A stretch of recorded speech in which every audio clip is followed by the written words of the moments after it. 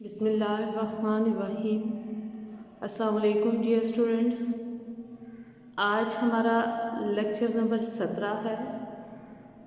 سبق نمبر ہم 7 پڑھ رہے ہیں، جس کا عنوان ہے اربعین نووی، یعنی امام نووی کی جو احادیث کی کتاب ہے۔ اربعین کہتے ہیں 40 کو، تو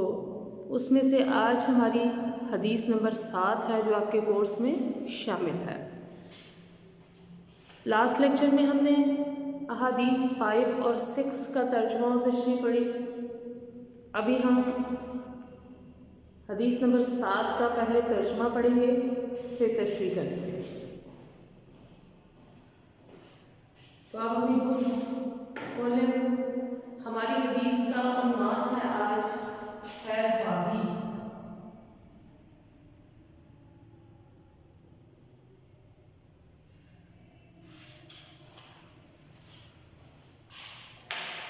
ان ابو رقیہ تمیم بن اوس الداری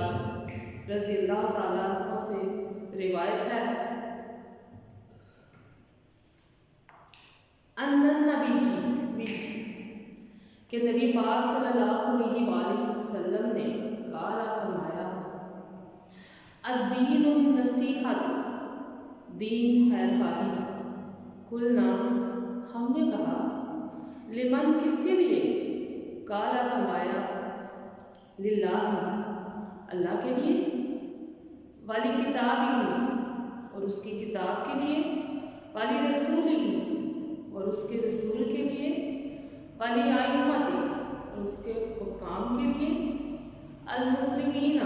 مسلمانوں کے لیے، والعامتی، اور ان کی عوام کے لیے۔ یعنی دین خیر خواہی ہے، کس کے لیے؟ اللہ کے لیے، اس کی کتاب کے لیے، اس کے رسول کے لیے، مسلمان حکاموں کے لیے، حکام کے لیے، اور ان کے عوام کے لیے۔ اب سب سے پہلے تو اس کی تشریح میں ہم دیکھیں گے کہ خیر خواہی کیا ہے۔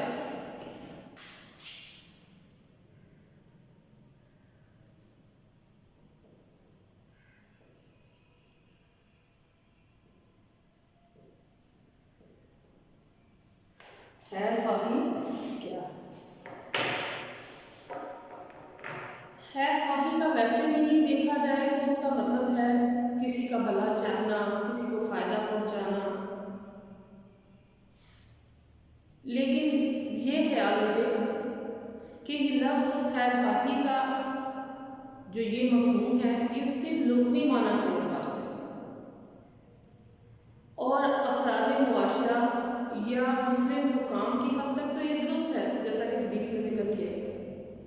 لیکن چونکہ ہم اس حدیث میں جو ہے وہ اس میں یہ لفظ ان کے علاوہ اللہ تعالیٰ، اس کی کتاب اور اس کے رسول صلی اللہ علیہ وآلہ وسلم کے لیے بھی استعمال ہوا ہے، تو ظاہر ہے کہ یہاں اس کا یہ معنی مراد نہیں لیا جا سکتا۔ ان کے حق میں اس لفظ کے استعمال کے لیے ہمیں یہ لفظ جو ہے خیر خواہی، اس کے وسیع مفہوم میں جانا پڑے گا، وسیع مفہوم اور معنی جو ہے وہ مراد لینا ہوں گے۔ اب ہم پہلے دیکھتے ہیں کہ خیر خواہی کی اہمیت کیا ہے۔ تو اس حدیث مبارکہ میں پورے دین کو جو ہے وہ خیر خواہی کے ایک لفظ میں بند کر دیا گیا ہے کہ دین جو ہے وہ خیر خواہی ہے، بھلا چاہنا ہے، اچھا چاہنا ہے، فائدہ پہنچانا ہے۔ تو اس سے معلوم یہ ہوتا ہے کہ اسلام کی نظر میں جو ہے خیر خواہی کی بہت زیادہ اہمیت ہے۔ جب پورے دین کو ایک اس لفظ میں بند کر دیا گیا تو یقیناً اس کی اہمیت بہت زیادہ ہوگی۔ اب ہم اس حدیث مبارکہ کے مطابق دیکھتے ہیں کہ جو سب سے پہلے اس میں پوائنٹ آیا ہے اللہ کے لیے خیر خواہی، اس سے کیا مراد ہے؟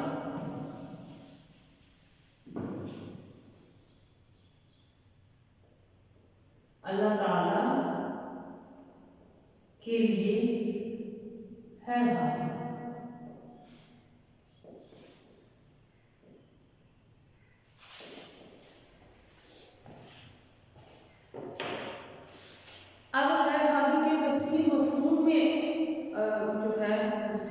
مضمون جو ہم یہاں مراد لیں گے وہ یہ ہے کہ اللہ رب العزت کو اس کی ذات، اس کی صفات، اس کی عبادات، بلکہ ہر لحاظ سے اس کو ایک اکیلا واحد اور لا شریک تسلیم کیا جائے، لا شریک مانا جائے، اور ہر قسم کے ہر طرح کے شرک سے جو ہے وہ اجتناب کیا جائے، ہر طرح کی عبادات کو جو ہے صرف اسی کے لیے روا اور جائز سمجھا جائے، صرف اسی کے آگے جھکا جائے،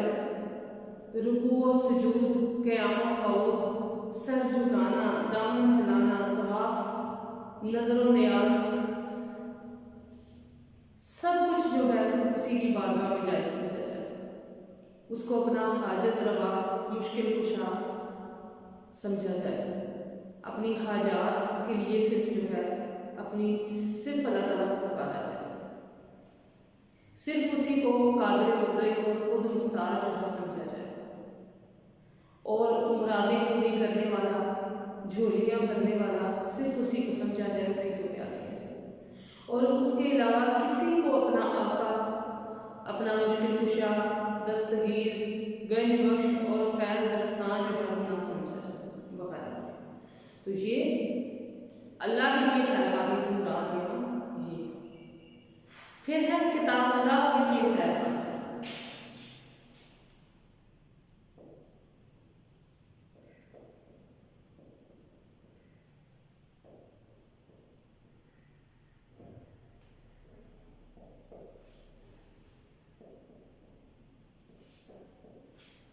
کتاب اللہ کے لیے خیر خواہی سے مراد یہاں کیا ہے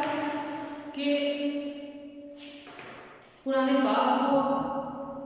اللہ رب العزت کی طرف سے نازل کردہ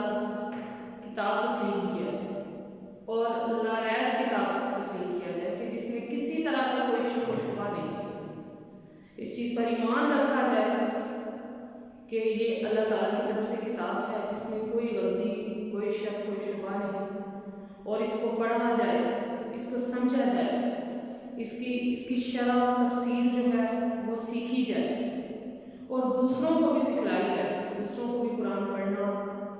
اور اس کی تشریح جو ہے وہ سکھائی جائے، اور اس کی تعلیمات پر خود بھی عمل کیا جائے اور دوسروں کو بھی اس کی ترغیب کی جائے، اس کی تبلیغ و اشاعت کی جائے، اس کی حرمت و تقدس کا خیال رکھا جائے، اور جہاں کہیں اس کی تعلیمات کے خلاف کوئی کام ہو رہا ہو اسے روکا جائے جس حد تک ممکن۔ اگر کوئی ہاتھ یا زبان اس کی گستاخی میں اٹھے، اس کی بے حرمتی کرے، تو اس کی ہر حرکت اور اس جرات کو جو ہے وہ کچل دیا جائے، اس کے خلاف آواز اٹھائی جائے، یہ ہر مسلمان پر فرض ہے۔ تو کتاب اللہ کے لیے خیر خواہی سے مراد ہے۔ پھر ہے رسول اللہ صلی اللہ علیہ وآلہ وسلم کے لیے خیر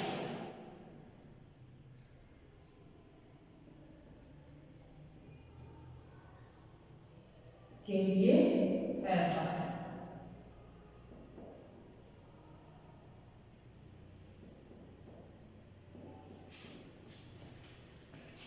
تو رسول اللہ صلی اللہ علیہ وآلہ وسلم کے لیے خیر خواہی سے کیا مراد ہے کہ اس بات کو تسلیم کیا جائے اور اس چیز پر ایمان رکھا جائے کہ نبی پاک صلی اللہ علیہ وآلہ وسلم اللہ تعالیٰ کے آخری نبی اور رسول ہیں۔ نعوذ باللہ دوسرے مذاہب کی طرح اللہ تعالیٰ سے نبی پاک صلی اللہ علیہ وسلم کا کوئی اور رشتہ نہ بنایا جائے، جیسے عیسائی ہے تو وہ حضرت عیسیٰ علیہ السلام کو اللہ کا بیٹا بنا دیا، یہودیوں نے حضرت عزیر کو اللہ کا بیٹا بنا دیا، مشرکین نے فرشتوں کو اللہ کی بیٹیاں بنا دیا۔ تو اللہ تعالیٰ سے ہر بندے کا، ہر نبی کا رشتہ صرف جو ہے خالق اور محلول کا۔ تو نبی پاک صلی اللہ علیہ وآلہ وسلم کی رسالت پر ایمان رکھا جائے اور اس بات کو تسلیم کیا جائے کہ وہ اللہ تعالیٰ کے آخری نبی اور رسول ہیں۔ اب انہی کی لائی ہوئی تعلیمات پر ہمیں عمل کرنا ہے، عمل پیدا کرنا ہے اور ان کی سیرت کی پیروی کرنی ہے، اور صرف اور انہی سے محبت اور عقیدت جو ہے وہ رکھنی ہے اور رکھی جائے۔ آپ صلی اللہ علیہ وآلہ وسلم کی اطاعت اور پیروی کو اپنا شعار بنانا چاہیے۔ آپ صلی اللہ علیہ وآلہ وسلم کے ساتھ محبت کے صرف اعلانات اور دعوے نہ کیے جائیں، بلکہ آپ صلی اللہ علیہ وسلم سے محبت کا عملی ثبوت بھی دیا جائے، اور وہ کیا ہے کہ ان کی تعلیمات، آپ صلی اللہ علیہ وسلم کی تعلیمات کو پوری طرح تسلیم کر کے اس پر عمل پیرا ہو کے اپنی محبت کا عملی ثبوت دیا جائے، اور ہر اس چیز کو اختیار کیا جائے کہ جس پر آپ صلی اللہ علیہ وسلم کی پسندیدگی کی مہر لگ چکی ہے، اور ہر اس چیز کو رد کر دیا جائے، اس چیز سے اجتناب کیا جائے جسے آپ صلی اللہ علیہ وسلم نے ناپسند فرمایا ہے اور ترک کیا ہے۔ سنت کو اختیار کیا جائے اور بدعت سے پرہیز کیا جائے، اس سے نفرت کی جائے۔ پھر نیکسٹ ہے وہ کام کے لیے ہے۔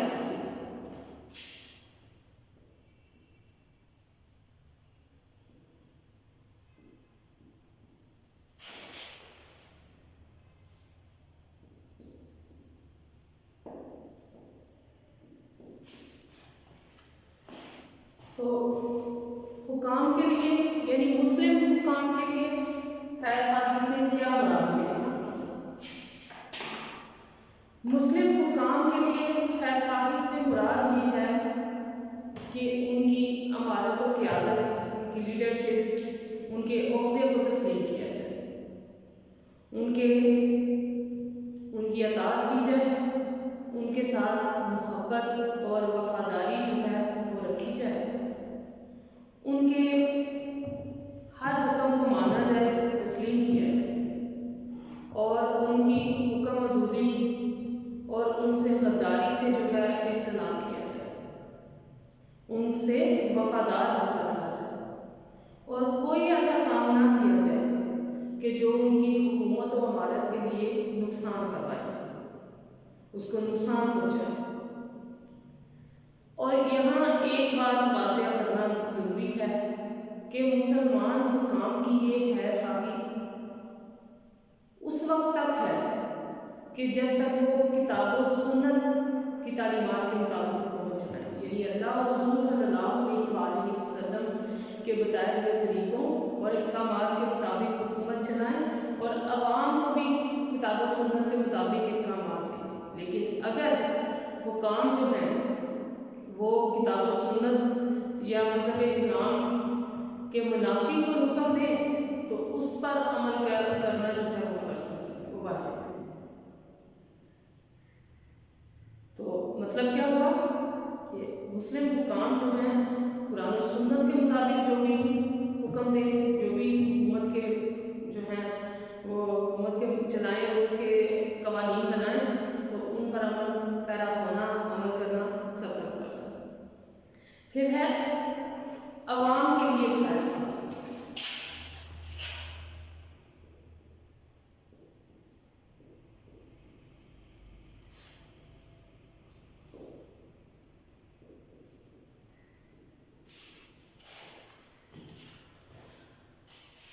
اب عوام کے لیے خیر خواہی سے کیا مراد ہے کہ مسلم عوام جو ہیں ان میں سے ہر ایک کے انفرادی اور اجتماعی حقوق کو ادا کیا جائے، یعنی آپس میں ایک دوسرے کے حقوق و فرائض کو پہچانا جائے، دوسروں کے حقوق کو پہچانا جائے، چاہے وہ انفرادی ہیں چاہے وہ اجتماعی ہیں، اور ان کو اچھے طریقے سے ادا کیا جائے۔ مسلمان عوام جو ہے ان کے ساتھ اخوت و بھائی چارہ رکھا جائے، اخوت و محبت کا رشتہ قائم کیا جائے، ایک دوسرے کے ساتھ اچھا میل جول رکھا جائے، ایک دوسرے کے ساتھ جو ہے محبت کا رشتہ قائم کیا جائے، کوئی ایسا قدم نہ اٹھایا جائے کہ جو ان کے اجتماعی یا ان میں سے کسی کے انفرادی نقصان کا باعث بنے،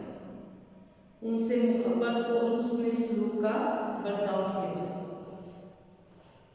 تو مطلب کیا ہوا کہ خیر خواہی کے اگر ہم وسیع مفہوم میں جائیں تو دین جو ہے وہ پورا کا پورا خیر خواہ ہے۔